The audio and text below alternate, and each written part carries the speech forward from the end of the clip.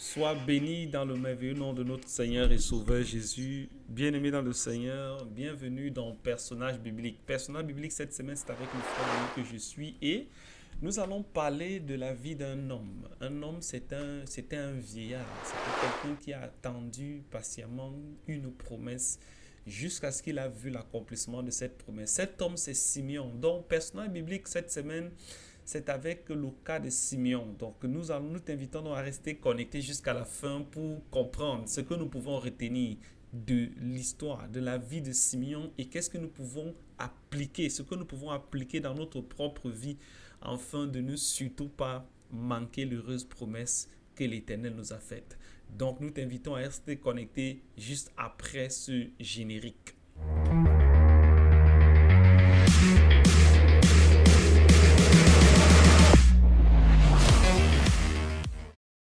Une fois de plus encore, bienvenue dans Personnage biblique cette semaine avec le frère Émile que je suis. Nous avons introduit que l'histoire que nous allons partager aujourd'hui, c'est l'histoire de Simeon, cet homme qui a attendu patiemment une promesse. Et au travers de ce personnage biblique, nous allons également comprendre un ensemble de choses. Nous allons comprendre des choses que nous pourrons également appliquer dans notre propre vie pour ne surtout pas manquer l'heureuse promesse de l'Éternel.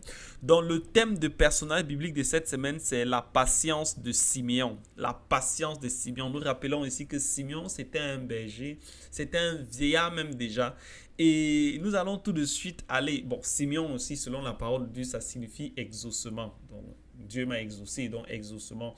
C'est le nom que la femme de Jacob avait donné à son fils lorsque, voilà, Léa, elle avait appelé son fils Simeon, donc c'est-à-dire Dieu m'a exaucé exaucement. Bon, bref, passons tout de suite à notre passage dans Luc.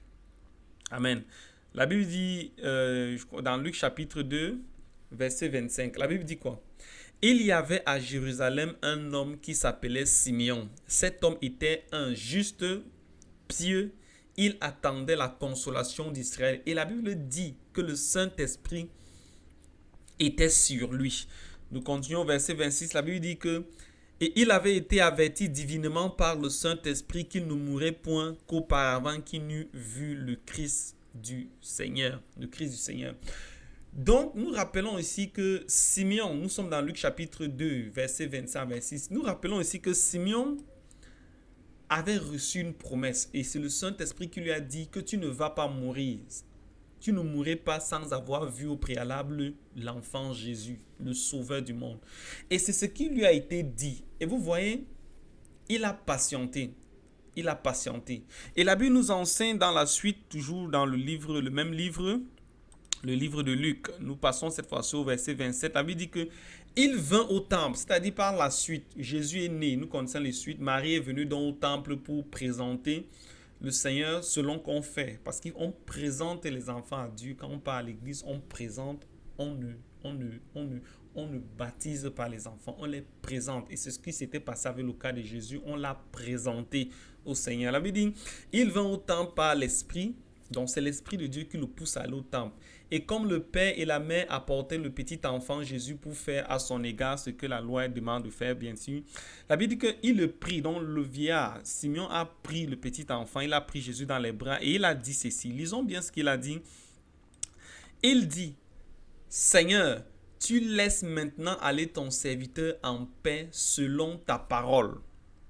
2. Il dit, car mes yeux ont vu ton salut. Verset 31 il dit, que tu as préparé à la face de tous les peuples. Et il termine en disant que la lumière qui doit éclairer les nations et la gloire de ton peuple d'Israël. Luc chapitre 2, verset 29 à 32. Ça, ce sont des déclarations de Simeon. Il dit, tu laisses maintenant partir. Allons du voir. Poursuivons un peu. Attendons-nous sur cette déclaration.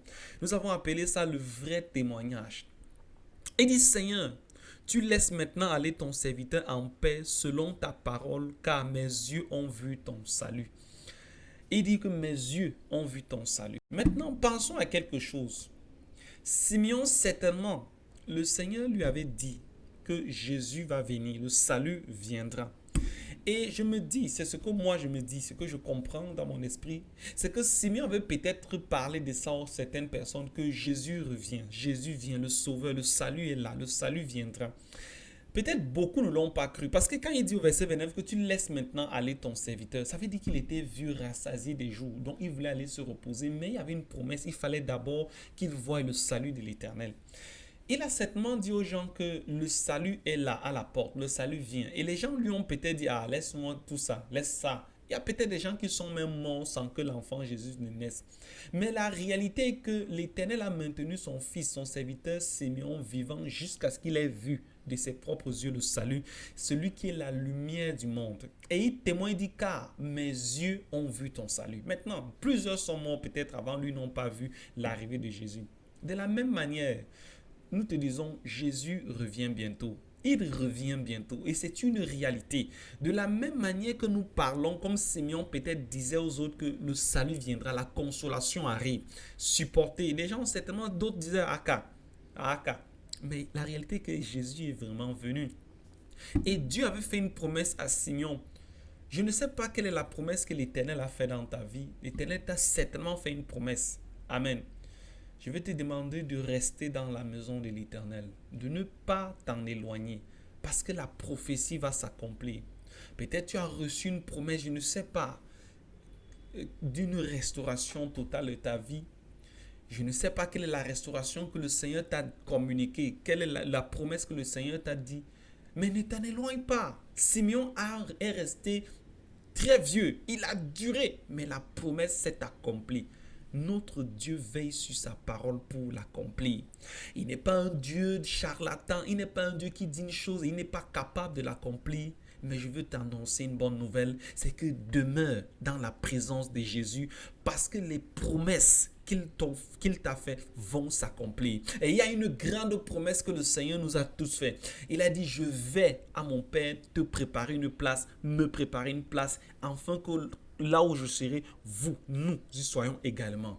La promesse que l'Éternel a faite dans ta vie, c'est qu'il t'accorde la vie éternelle. Reste en la présence de Jésus et tu auras la vie éternelle. Bien-aimé dans le Seigneur, ce témoignage, nous avons dit le vrai témoignage, c'est que il faut voir le salut de l'Éternel. Le salut est disponible, la grâce est disponible. Viens te réfugier en Christ parce que c'est là qu'est le véritable salut. Tu peux perdre toute chose, tu peux perdre, je ne sais pas, mais que tes yeux ne meurent jamais. Comme Simeon a dit, Seigneur, tu peux maintenant me laisser aller car j'ai vu ton salut. Dis-toi que, Seigneur, à la fin de mes jours, je peux partir en paix parce que je sais que je suis, pas cette fois-ci que j'ai vu, mais que je suis dans ton salut, que je suis dans ton salut. Le salut qui est Jésus. Bien-aimé, c'était donc la patience de Simeon. Nous avons vu que Simeon a patienté très longtemps. Mais la réalité est que les promesses se sont accomplies. Nous allons donc passer à la petite exhortation. Nous t'invitons à rester connecté juste après cette légère respiration. Petite exhortation, c'est avec le thème « Le Seigneur te fait patienter pour une bonne raison ». Le Seigneur avait fait patienter Simeon pour qu'il puisse voir l'enfant Jésus parce qu'il voulait nous faire comprendre, nous, à nos jours, qu'il est le Dieu, que lorsqu'il déclare une chose, il veille sur l'accomplissement. Le Seigneur t'a béni, il t'a dit certainement, je vais faire de toi un instrument pour le salut des âmes. Je ferai de toi quelqu'un qui va sauver, par qui je vais sauver beaucoup de mes enfants. Ne sois surtout pas pressé. Ne cours pas ça et là parce que tu cherches l'accomplissement de cette promesse. Reste en Christ, reste en Jésus et tu verras l'accomplissement de ces promesses. La Bible nous enseigne dans Luc chapitre 2, verset 24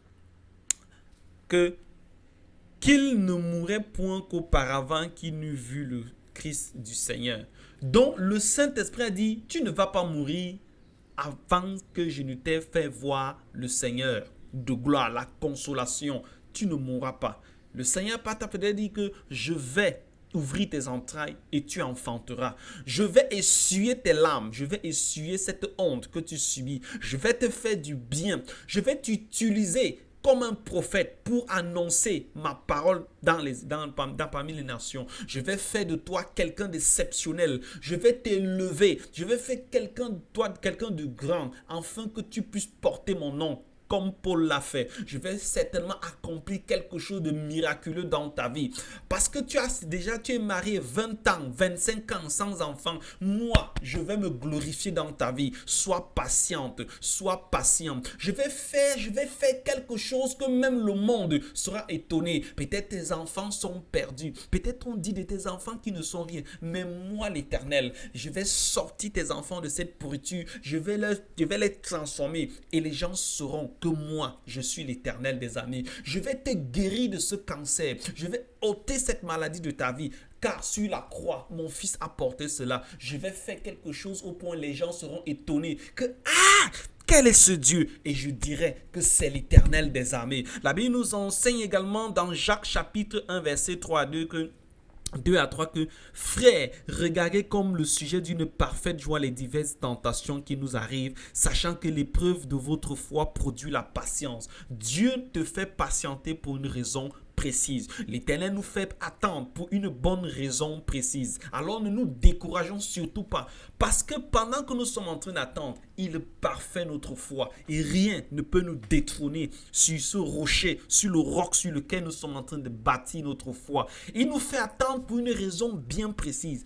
Parce qu'il veut faire de nous des véritables enfants de Dieu. Des gens qui auront le sourire éternellement. L'Éternel nous fait attendre pour une raison précise. Parce qu'il veut encore enlever ce qui est en nous qui peut nous empêcher de voir sa gloire. L'Éternel nous fait attendre pour une raison précise. Comme il a fait attendre Abraham. Parce qu'il voulait mûrir. Il voulait qu'Abraham arrive à la maturité de la foi. L'Éternel te fait attendre pour une raison précise. Que lorsque l'accomplissement arrivera, sa gloire va davantage s'éclater. Sa gloire va s'éclater dans tout le monde parce qu'il est l'Éternel des armées, le Dieu qui veille sur sa parole pour l'accomplir. Bien-aimé dans le Seigneur, c'était un personnage biblique avec le frère Émile que je suis. Nous te donnons rendez-vous la semaine prochaine pour une autre émission.